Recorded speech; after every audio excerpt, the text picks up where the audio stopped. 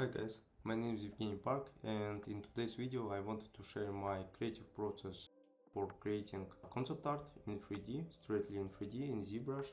And as an example, I have these several robots that were done for a project called 6 Degrees by Code Games, and they were kind enough to allow us share this process and to show our work that were done for them early, at this early stage.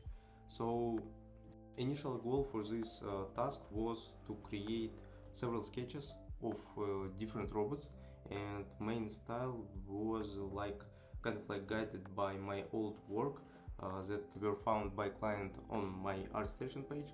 And basically he told me to create something similar to this robot that you can see on the screen right now.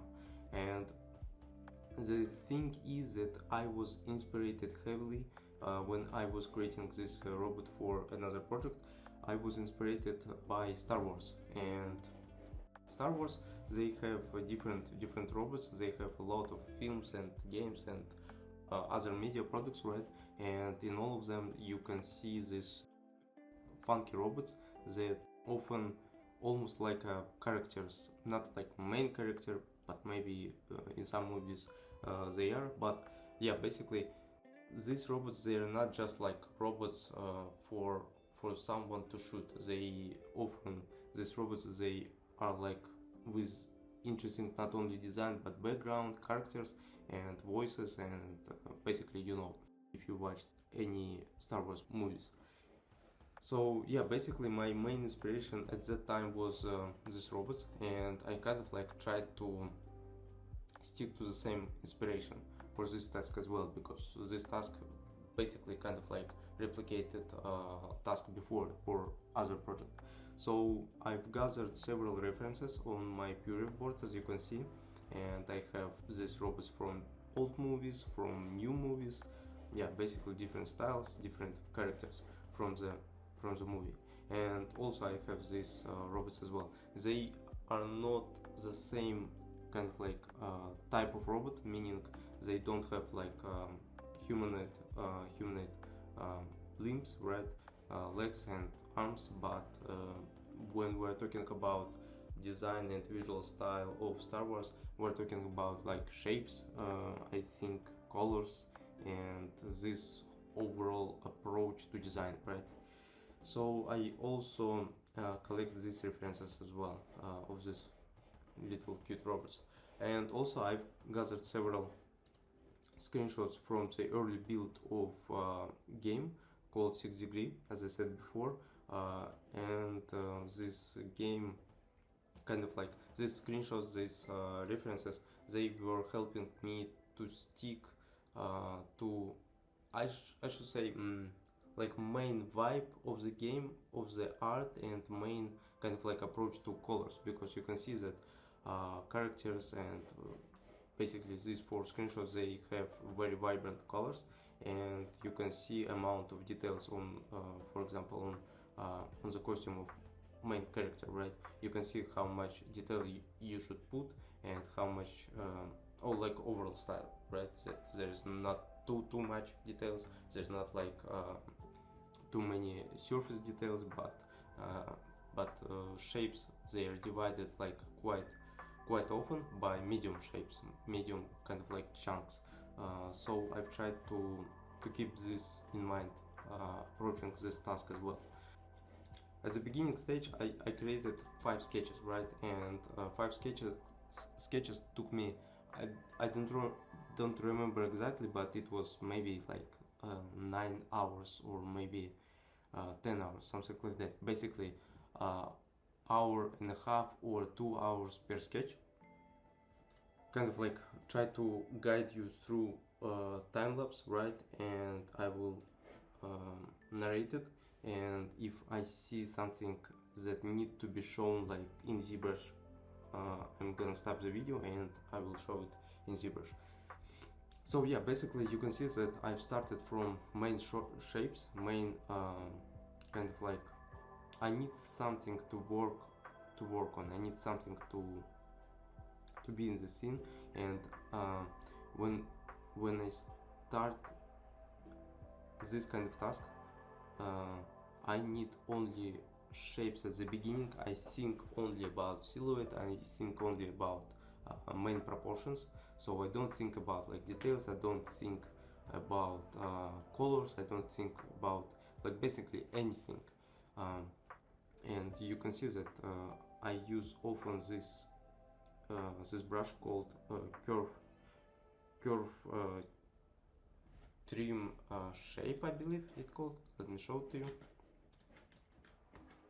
Yeah, you can see it right here. It called curve tree fill. Yeah, and basically you can draw shapes. I believe 3D Code has similar instruments for this, and yeah, basically this is my one of the most favorite brushes to create shapes, because you don't need to create box, you don't need to apply the animation, you don't need to move it as you want. You basically kind of like position it and draw the shape just from the beginning. Okay, so often than not, I do not how can I say it, like I do not aim and I do not try to pursue something exact. I don't have like plan or vision for exact end result, but basically my approach is to create house, and in this house you kind of like try to find what you like. And I remember that I worked like several years ago, my primary software was Modo, and I was creating my designs straight in subdivision modeling. So when I was doing that, it was kind of like, I think, easier for me to envision final result, because you don't have this ability to iterate, I should say, quick enough. So it was necessary for me to vision my what I want to do before I do it. But in ZBrush it's completely different approach for me here, because you can see that I have a lot of subtools. It's at this point in the video I think it was maybe already 20 subtools, so I'm not afraid of count of subtools. I don't afraid of having like maybe 100 subtools in this thing.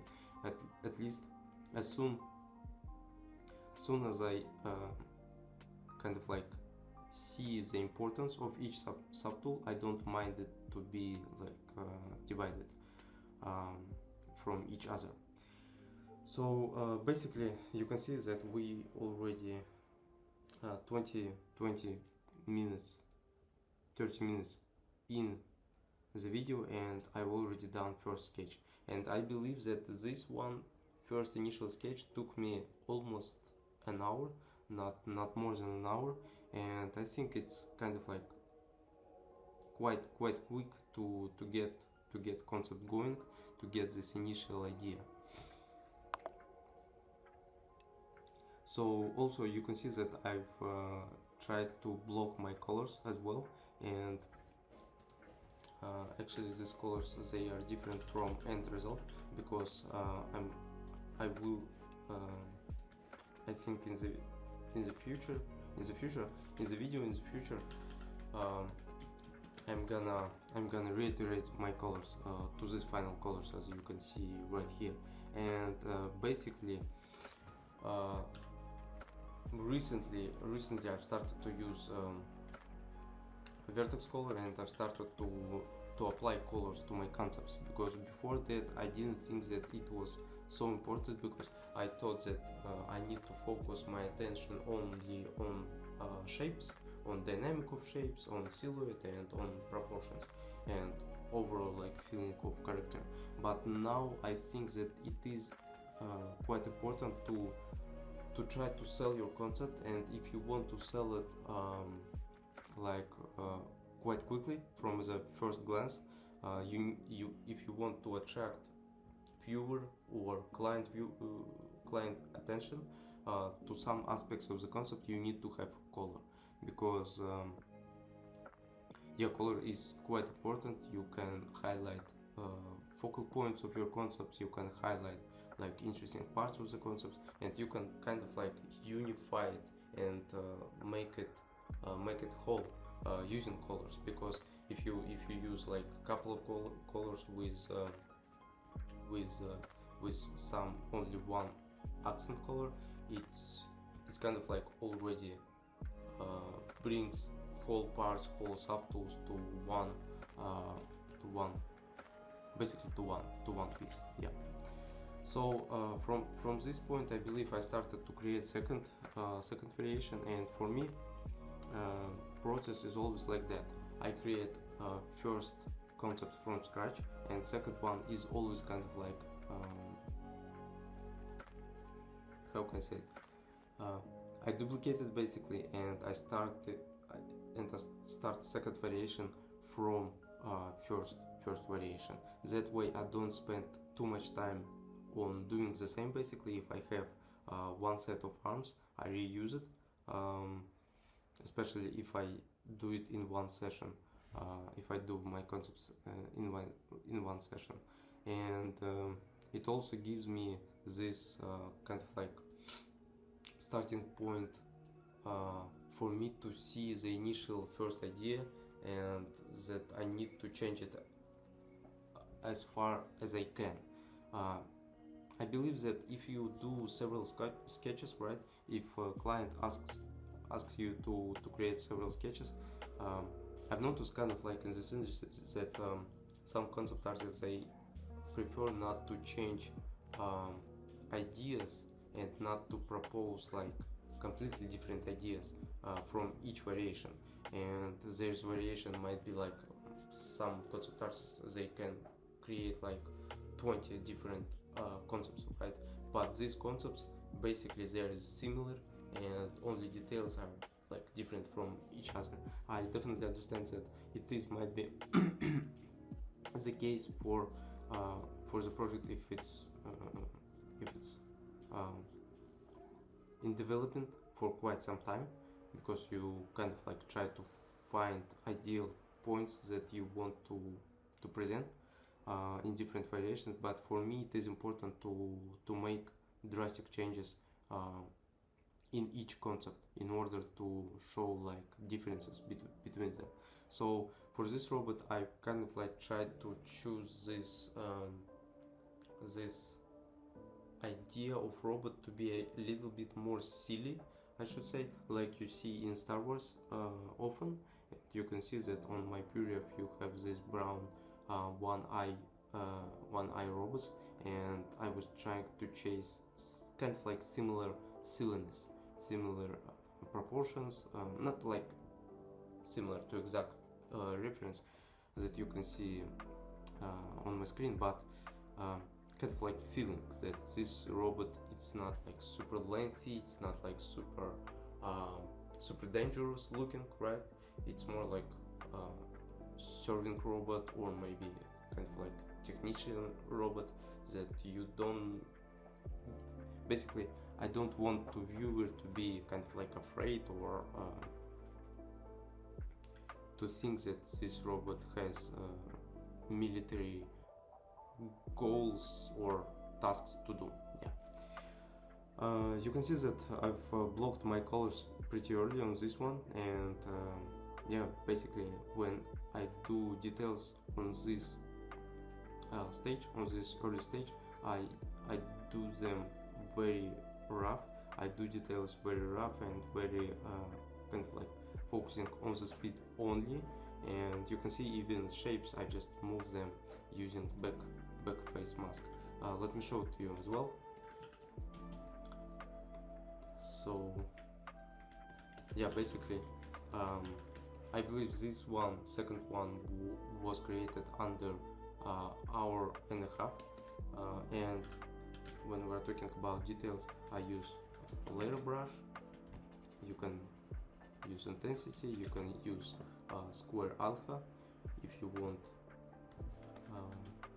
your patterns to be a little bit more kind of like strict, right? And cubish. And as for a move brush, I often use backface masks that you can find, I believe, in brush panel. after masking, and you can turn it here. So basically what it does, it kind of like moves only polygons that you can see, like in front of the camera, I believe, and you can use only them. So that way I can make my shapes bigger without kind of like repeating move using move brush too much. If I turn it off, for example, you can see that I'm adding shape here, but I'm also losing shape here. So if you want to block your shapes quite fast, quite quick, you can try this brush. Let's go further. These two are done, so I'm switching to a third one. For the third robot, I was trying to do pretty much same approach as a second one, meaning that it might be kind of like a bucket, right? Metallic huge bucket with the eyes, with the sensors or cameras, and it's gonna be silly as well. But I think at some point I kind of like overdone this feeling, so I pushed it back a little bit, but you will see it just in a couple of minutes. About characters, about like how can I say it, like face of the robot, about some facial features, right? I believe that if you are creating a robot, not like very utilitarian robot, or not very like super realistic robot, or military robot in this style of Star Wars, you need to bring facial features to your robots, because how can I put it? If you see something that have legs and arms, it's natural thing for us to look for eyes, for nose, for the mouth. You kind of like subconsciously you're expecting to see it, because it has already. It's almost like in general meaning, it's almost like a human being, right? Because it has two legs and two arms. So for me, it is for this particular task, it was really important to have these facial features, and I've tried to make them as kind of like comical as I can. I don't know, is comical like proper word for it, but you can see that for this exact robot I have this like very vibrant eyes, right? These eyes might be cameras, might be sensors, whatever, but basically when you see it, when you look at him, first things that you see, and you kind of like think that it is eyes, and you try to make eye contact.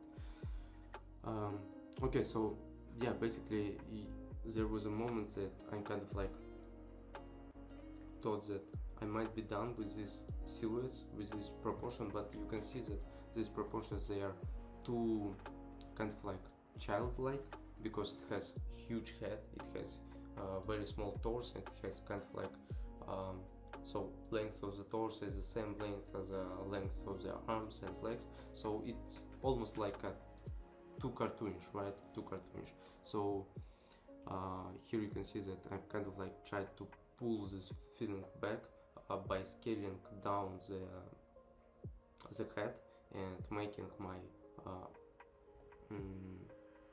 legs lengthier and longer, and arms as well.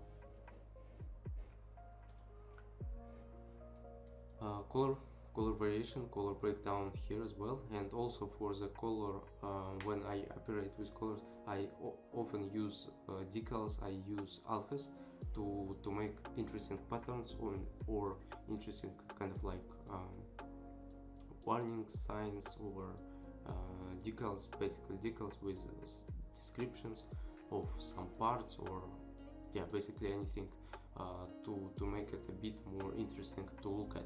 So how do I do it? I use a brush called paintbrush. It's default one, right? Nothing fancy, paint, and I set it to drag rect, and I use basically, for example, let's use this one. And because vertex color works, it depends on vertex count. It is important for you to have quite dense mesh, but for me at this point it's not. I don't think about it too much. I don't think about like how dirty my mesh is, how I'm gonna clean it. I don't think about poly count. I don't think about basically anything except proportions of this shape. So yeah. And for the colors, I don't have like too much experience using doing like colors for characters or for like super big assets. I definitely like had some experience in the past, like texturing a lot of assets, but I mean I don't know, like I'm not experienced in like nuances of the different combinations of colors with each other, so I approach my colors very rudimental, I should say, and I approach it like this. I have my main color, one secondary color, and third color will be my how can I put it, accent color, yeah. So basically it's pretty simple for me. I can try something else. I can try like make several main colors. I can divide my whole design only with I don't know, maybe 2 colors, right? But yeah, basically if you don't have too much experience as I do, as myself, you can approach it like that as well, like one main color, one secondary color. Main color, by main color I mean that main color for me, it takes it might take like 70% of the design, and second color might take like 20% of the design, and 10% will be your accent colors. So here you can see I've started my fourth variation of the robot, and for this robot I tried to make it more squarish, I should say, like shapes and details, and I've tried to make them kind of like manufacture like, I should say, because I have this like negative shapes. You can see on the chest, it's kind of like my main this piece on the chest that I've created using my Kitbash. It was kind of like navigation point for the rest of the design, and often actually it's really cool trick. If you don't have like perfect vision for the design, you can create only one part of it and kind of like try to use this part as a anchor point for the rest of the design, and you can see that it's kind of like worked for me here. Very dirty workflow here, a lot of kind of like clipping, intersection of geometry, but I don't think about it too much, as I said before. And about Kitbash pieces, let me make a little explanation, because I've noticed that nowadays on the market, on ArtStation and on Gumroad, you can buy any sort of Kitbashes, and you can find basically anything.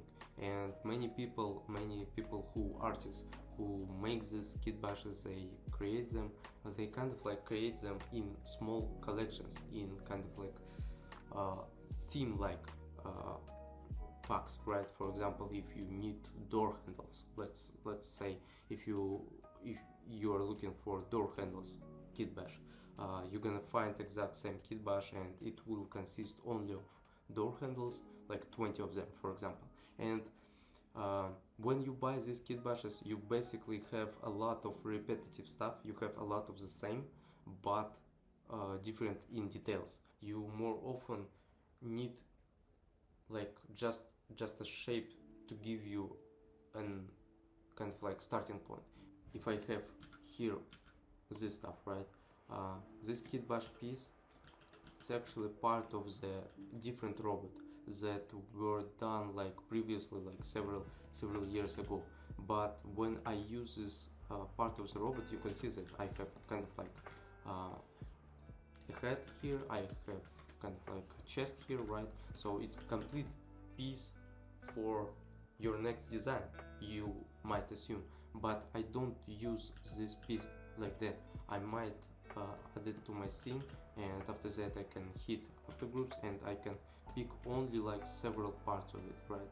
Only like exact parts that I need right now on my design, like this,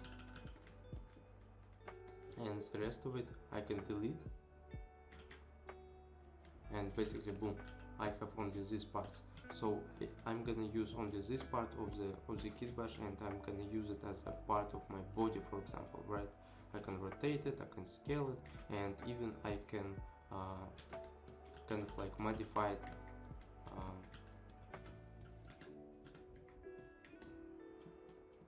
straight in the process, right? Something like that.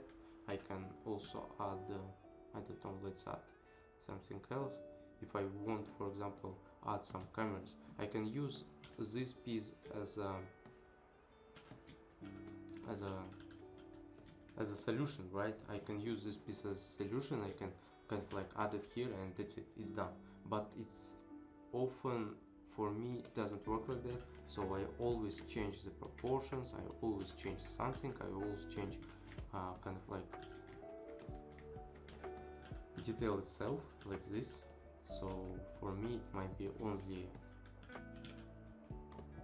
this part that works, and I can add something else on top of it. So what I'm saying is that if you work with a lot of kitbashers, you need to approach them as abstract pieces that might help you to boost your speed, not as a kind of like one tap solution, right?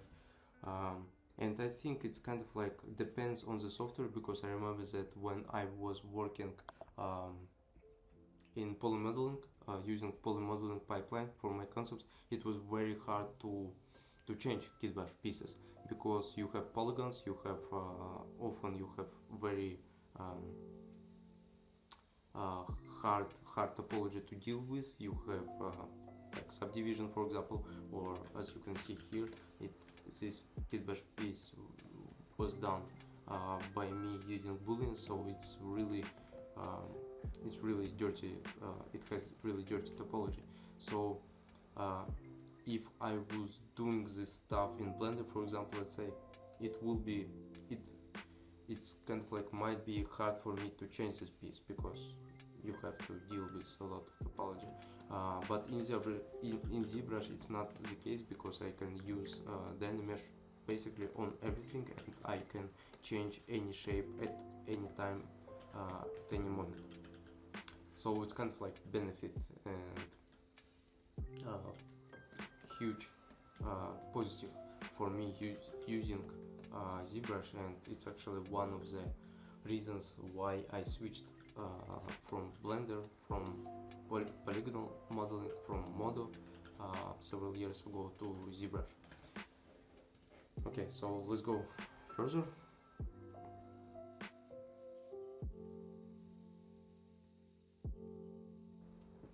You can see pretty much same stuff. Here I've decided that this variation looks a little bit too much as a first variation, so I decided to pull this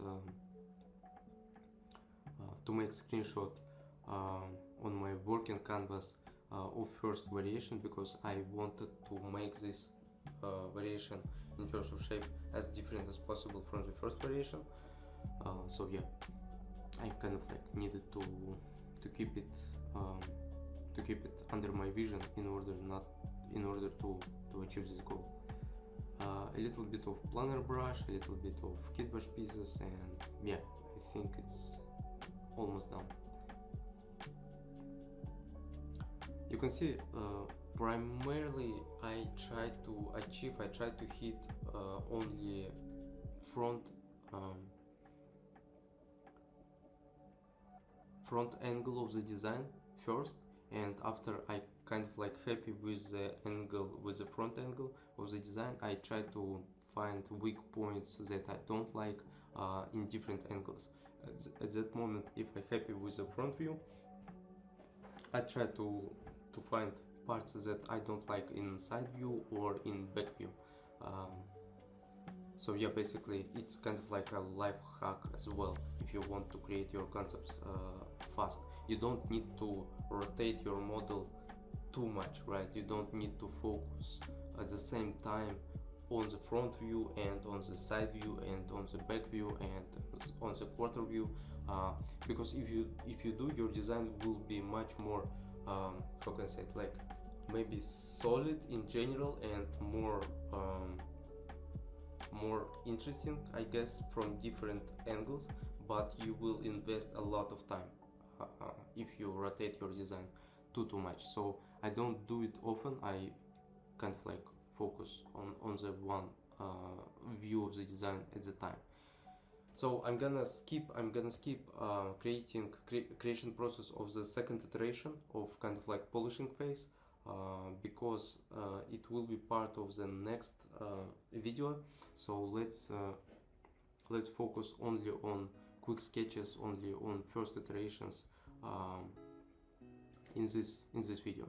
So it starts not from the beginning, because I forgot to hit record on the OBS, right? And but yeah, basically my approach was the same, but this time for the fifth design I wanted to create more how can I say, I've tried to create different archetype, so it has longer limbs, shorter body, kind of like smaller head, so it might look like an alien in some meaning to it. So you can see that, as I said before, it's really important for me to have facial features, eyes, mouth, nose, if it's possible to do, if it's not like corny to add, right?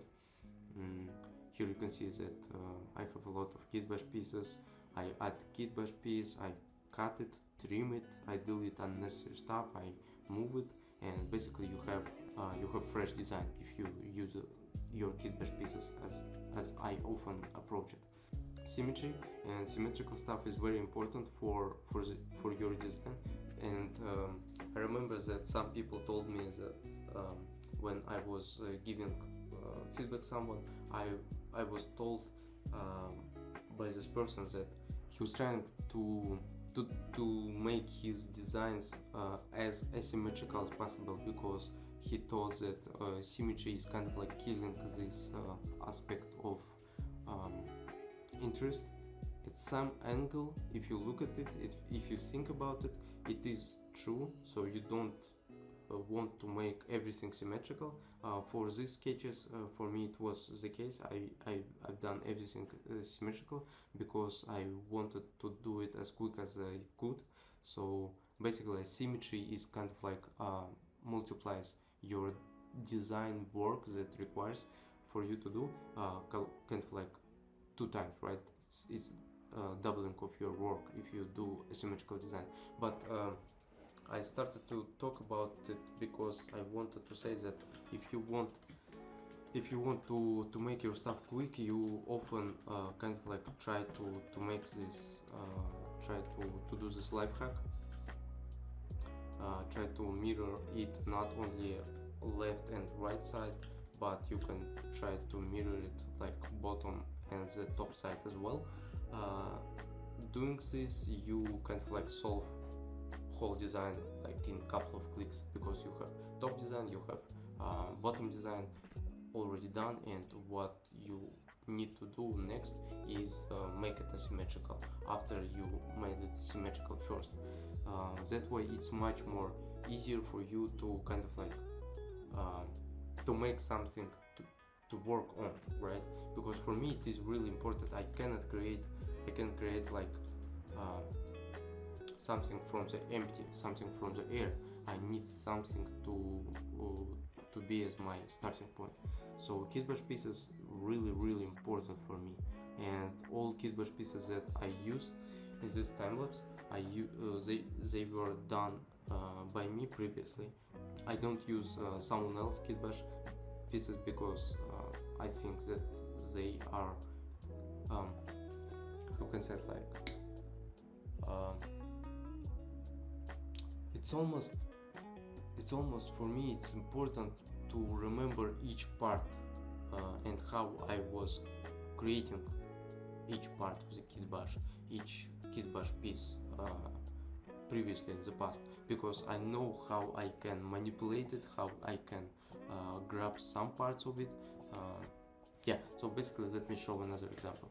I was doing, like a couple of days ago, I was doing sketch for the character, and I was using this mecha sets Kitbash bundle, right, that were created by me and other artists. And basically I was adding torso, right, for the character, so I was adding it like this. And once again, you can say that it's the design is done, right? You made like 6 variation of the design. It might be like that in some unique cases, but for me it's always that I take only some parts of the Kitbash. And this exact Kitbash, for example, I was creating this stuff like 3 years ago, and I still remember how I created each piece of this Kitbash, how I seated like long hours and creating these parts. And this is really important for my creative process, because I remember each part, I remember each kind of like detail, and I remember what was done in what fashion and in what style, so I can kind of like find that I need right now without any time spent, right? Unnecessary time spent.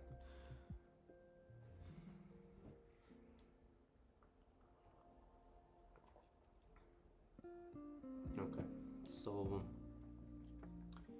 here's some color variation, red and black, very simple, very often this color variation you can find often on different like vehicles, on cars, on motorbikes, on gaming sets, right? Black and red, it's really strong color combination, and it was, for me it was kind of like cheap solution, I should say.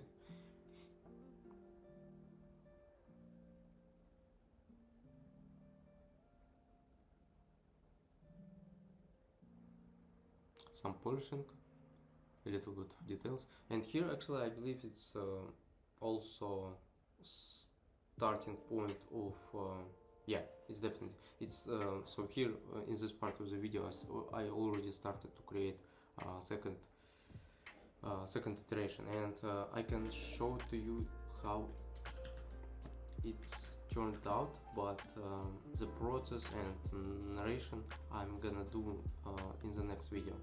But yeah, basically after I've done 5 variation, client approved 3 of them. Let me show which one exactly. Okay, so client approved this variation and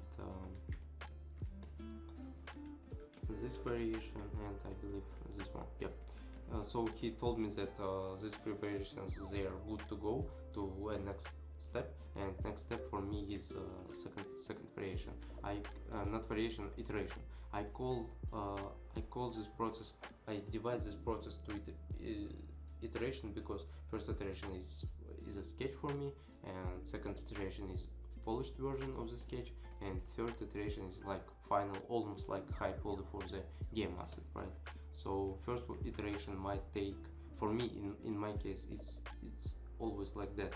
It might take, let's say, 1 hour or a couple of hours, usually not longer, for vehicles or for mechs, and it's first iteration, right? And second iteration is gonna take me like 6 hours or 10 hours. and third iteration it might take like, I don't know, like 14 days or 20 days when you have your all parts like checked in terms of animation, checked in terms of like roundness of the corners, in order for it to be as a high poly basically. Yeah, so you can see that I have on the right, I'm gonna have this screenshot of the second iteration, and here you can see first iteration. You can see that I've managed to clean a lot of shapes, all of them. I kind of like moved some stuff that I didn't like initially, so I kind of like closed these holes here, I redone these details here, I tweaked proportions of the head a little bit to make it much more rounder, to make it much more simple to read. So basically, yeah, second iteration is a clean process for me, and this process gonna be shown in the next video. So for this one, I think we should take a break. So yeah, basically that's it, and I hope that it was useful. And once again, huge shout out to Code Blue Games for allowing me to share this process with you. And yeah, thank you guys.